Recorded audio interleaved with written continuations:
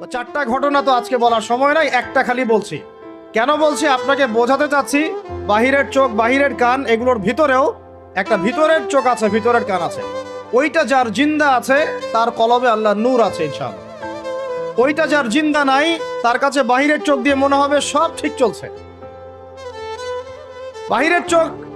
বাহিরের চোখ দিয়ে যে দেখে সে মনে করবে বিশ্বটা পুরো আগায় যাচ্ছে উন্নতির দিকে, অগ্রগতির দিকে। আর যার ভিতরের কলবের চোখটা জিন্দা সে দেখবে যে পুরো বিশ্ব আগায় যাচ্ছে কিয়ামতের দিকে। বাহিরের চোখ দিয়ে যে দেখে সে মনে করবে যে বিশ্ব রাজনীতির মনে হয় খুব সুন্দর অবস্থা। আর ভিতরের চোখ দিয়ে দেখলে আপনি বুঝবেন বিশ্ব রাজনীতি যাচ্ছে একটা মালহামার দিকে।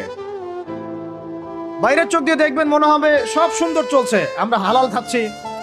আর ভিতরের চোখ দিয়ে দেখলে দেখবেন যে 90% মানুষের রিজিক হারাম।